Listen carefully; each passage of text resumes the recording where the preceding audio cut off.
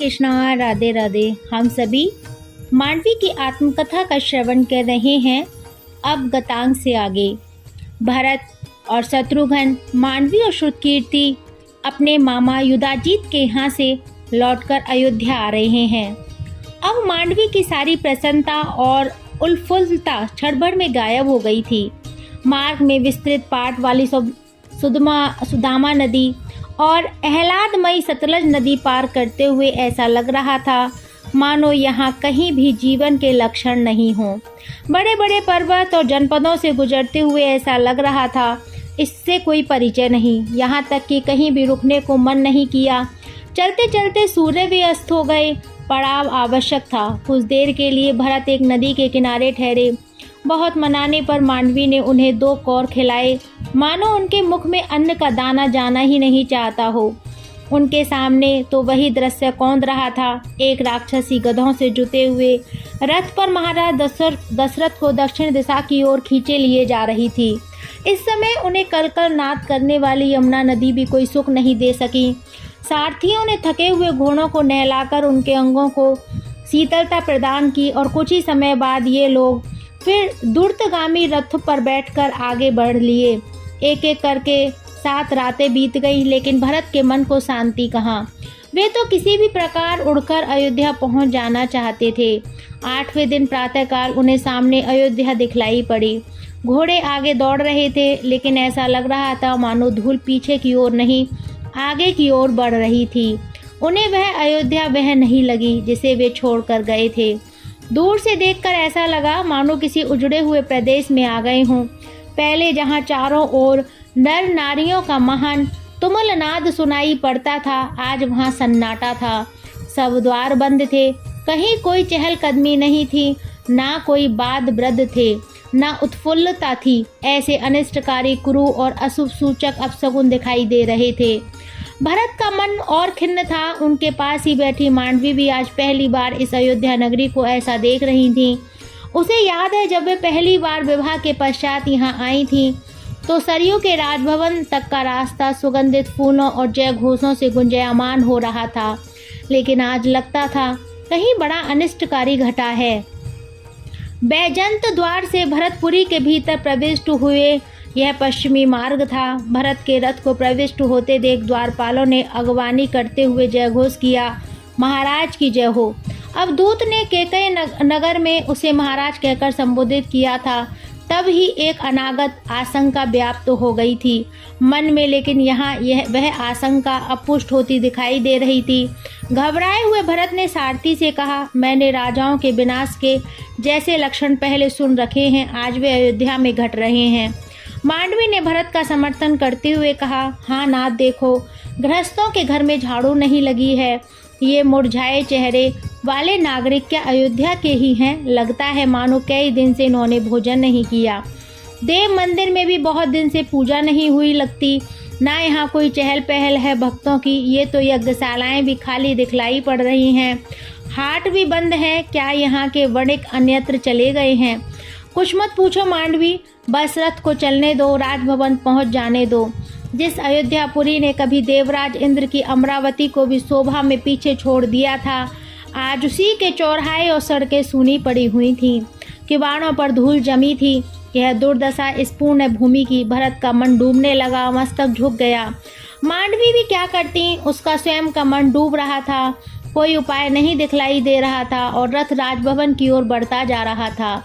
रथ जैसे ही राजमहल के सामने जाकर रुका, भरत शीघ्र ही नीचे उतर पड़े और उनके पीछे पीछे मांडवी, शत्रुघ्न और श्रुतकीर्ति उतर पड़े। अब ये राजमहल में महाराज दशरथ के कक्ष की ओर बढ़ गए। वही हुआ जिसका भय व्याप रहा था। पिता का वह महल सूना था। वहां देखकर लगता था मानो अब इस कक्ष का स्वामी सदा के लिए कक्ष को अनाथ छोड़ गया है, नहीं आएगा वह यहाँ विराजने। व्यथित भरत माँ के कक्ष में गए। सामने पुत्र और पुत्रवधू को पाकर माता केकई भय मिश्रित मुस्कुराहट से उठते हुए उनका स्वागत करते हुए बोली, आओ पुत्र। दौड़कर भरत ने माँ के चरण छूते हुए पहला प्रश्न यही किया, बताओ माँ, यह सब क्या है? कहाँ है पिता महाराज? तुम बहुत दूर से आ रहे हो बस। मांडवी को आशीर्वाद देते हुए केकई ने कहा, रास्ते में आने में तुम्हें बहुत थकान हो गई होगी, कुछ देर विश्राम कर लो, उसके बाद यहाँ के समाचार तुम्हें मिल ही जाएंगे। माँ, ऐसी तो नहीं थी तुम? इस भयावह सन्नाटे में मुझे एक अनिष्ट की गंध आ रही है, जिसके लिए मैं यहाँ चलकर आया हूँ। मुझे उसके बारे में बताओ। कहाँ है पिता? ना वे अपने कक्ष में हैं, ना तुम्हारे कक्ष में हैं। क्या माता कौशल्या के कक्ष में हैं? हाँ माँ जी, 7 दिन से आपके पुत्र और हम सब इसी उथल पुथल में संशय में पड़ रहे हैं कि अकस्मात हमें घर के लिए बुलावा क्यों। सब कुशल तो है, लेकिन जब दूत ने आपके पुत्र को वहाँ नाना जी के यहाँ महाराज कहकर संबोधित किया तो निश्चय ही हमारा माथा ठनका और मन में संदेह पैदा हुआ कि अवश्य ही कुछ अप्रिय घटा है। बताओ माँ, हमारे ससुर महाराज, ज्येष्ठ भ्राता राम और देवर लक्ष्मण सब कुशल तो हैं? कैकेयी कभी भरत को और कभी मांडवी को देख रही थीं। फिर साहस जुटाकर उन्होंने कहा, बस हमारे पिता महाराज दशरथ उसी गति को प्राप्त हो गए हैं जिसे एक दिन समस्त प्राणियों को प्राप्त करना होता है। माँ से यह सुनना था कि भरत कटे वृक्ष की तरह धरती पर गिर पड़े और मांडवी माता कैकेयी के गले लगकर विलाप करने लगीं। कैकेयी ने जब पुत्र और पुत्रवधू को इस प्रकार बिलखते देखा तो उनका कठोर हृदय भी पसीज गया और उनकी आंखों से आंसू ढुलक पड़े। जो रानी कैकेयी पिछले 20 दिन से अपनी भीतरी व्यथा को रोके हुए थीं, वह आज पुत्र के आने पर नियंत्रण खो बैठी और अब उन्हें एक एक करके अपनी सारी कठोरता याद आने लगी। यह सब कैसे हो गया माँ? क्या उनको कोई रोग हो गया था? अपने आप को संभालते हुए रानी कैकेयी ने भरत को धरती पर से उठाते हुए कहा, उठो वत्स, तुम्हारे जैसा सभा में सम्मानित होने वाला सत्पुरुष शोक नहीं करते। सत्पुरुष किसी के पुत्र भी होते हैं माँ। बताओ मुझे, यह सारी बातें मेरे स्वप्न के अनुकूल और आशा के विपरीत कैसे घटी? मेरा हृदय फटा जा रहा है। कहाँ है राम? मैं उनसे ही पूछूंगा, उनके रहते यह सब कैसे हो गया।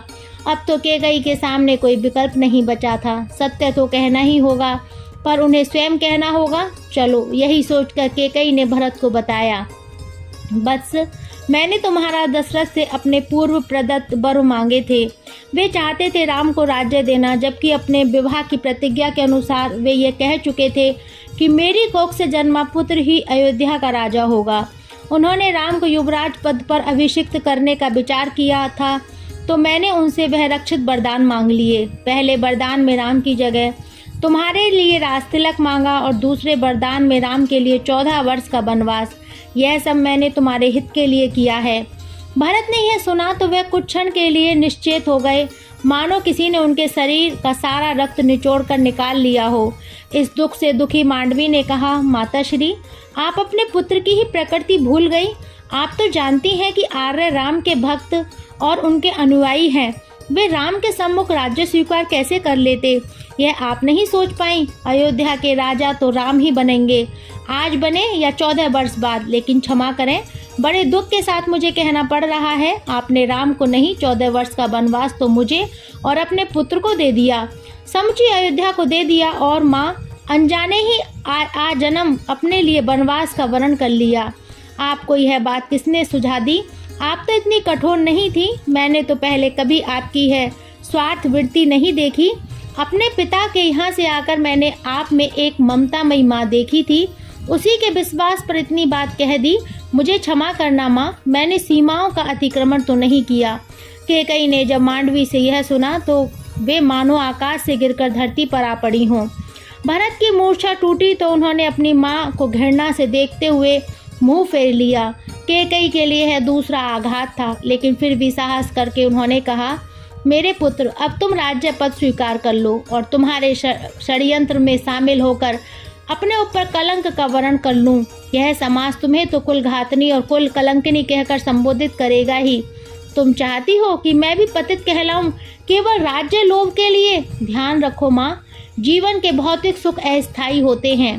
स्थायी होता है सदाचार, सत्कर्म, स्नेह और दया, त्याग और सद्भाव। तुमने मुझे किस भवन में फंसा दिया? महर्षि वशिष्ठ को जब ज्ञात हुआ कि भरत आ गए हैं तो वे नीचे राजमहल पहुंचे और यह जानकर कि वे अभी महारानी कैकेयी के महल में हैं, महर्षि बाहर ही उनके आने की प्रतीक्षा करने लगे। तभी प्रतिहारी ने भरत को सूचना दी कि महर्षि वशिष्ठ उनकी प्रतीक्षा कर रहे हैं। उठो मांडवी, यहाँ से उठो। यह भवन हमारे लिए तभी तक देवस्थली था जब तक इसका देवता यहाँ प्रतिष्ठित था। अब यह चील, कौवा की विश्राम गाह बन गया है। यहाँ स्वार्थ प्रवृत्ति के जीव रहते हैं, हमारा वहाँ क्या कार्य। जाओ प्रतिहारी, महर्षि से कहो हम माँ कौशल्या से मिलकर अभी उनकी सेवा में उपस्थित होते हैं। कौशल्या के भवन में जाने का साहस जुटाना भरत के लिए थोड़ा कठिन बन रहा था, लेकिन जितनी शीघ्र वह दायित्व पूरा हो उतना ही शीघ्र वे अपराध बोध से मुक्त हो सकते हैं। यह सोचकर भरत सीधे माता कौशल्या के कक्ष में पहुंचे। कौशल्या की सूनी आंखों में झांकते हुए भरत ने पाया उनमें न आंसू थे न आशीर्वाद, एक मौन था। दौड़कर भरत ने माँ के पैर छुए और जो ही मांडवी चरणों में झुकी, माता कौशल्या ने उसे छाती से लगा लिया। आखिर वह थी तो सीता की बहन ही। उन्हें इस समय मांडवी में सीता की झलक दिखाई दी और ममतामयी माँ के हृदय का स्नेह स्रोत आंखों से फूट पड़ा। जो आंखें महाराज दशरथ के मरण के बाद पथरा सी गई थीं, एक बार फिर अपने सामने मांडवी को पाकर तरल हो उठी। इन 20 दिनों में जितनी बार भी माता कौशल्या ने उर्मिला को देखा, उतनी ही बार उनकी आंखें और जड़ हो गईं। लेकिन भरत ने पाया कि उसे देखकर माता की आंखें प्रश्नवाचक चिन्ह में ढल गईं। भारत को इसका पूर्व अनुमान था, अतः इस प्रश्न को आंखों से हटाने का प्रयास करते हुए विनम्र भरत ने याचना की मुद्रा में कहा, माँ, यह भुलाकर कि मैं कैकेयी का पुत्र हूँ, मुझे केवल राम के छोटे भाई के रूप में स्वीकार करके आशीर्वाद दो कि मैं अपने पिता का तर्पण कर सकूं और जो बोझ वे अपने अंतिम क्षणों में अनुभव करते हुए निरुपाय संसार को छोड़ने को बाध्य हुए, उसका प्रायश्चित करूं और जीवन पर्यंत आपके चरणों की सेवा करते हुए अपनी सच्चाई को सिद्ध करूं। इसलिए मुझे मेरे कर्म से तोल कर देखना माँ, मेरे जन्म के अपराध की सजा मत देना। हाँ माँ, मैं साक्षी हूँ, यह सच कहते हैं। मांडवी ने भरत का पक्ष स्पष्ट करते हुए कहा, ईश्वर साक्षी है माँ, आज से 8 दिन पूर्व जिस प्रातः यहाँ का दूत पहुँचा, इनको बुलाने के लिए उसी दिन ब्रह्म मुहूर्त में इन्होंने भयानक सपने देखा था और उसका आश्चर्य यही था कि अयोध्या में अवश्य ही कोई अनिष्टकारी घटना घट गई है। पर हमें यह लेस मात्र भी अनुमान नहीं था कि इस घटना के कारण इतनी दूर बैठे हुए हम होंगे।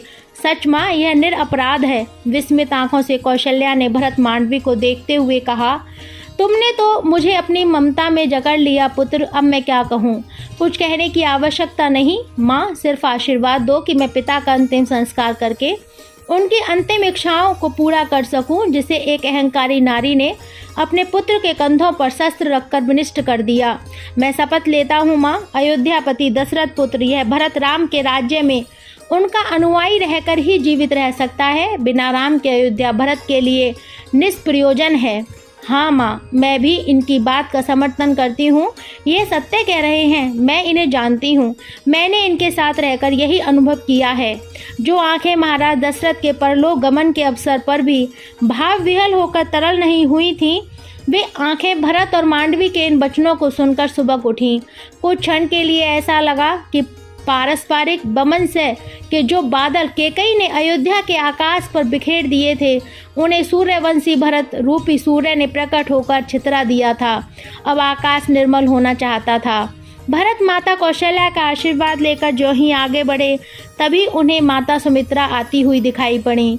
जो ही भरत ने उनके चरणों की ओर झुककर प्रणाम किया, वे रो पड़ी।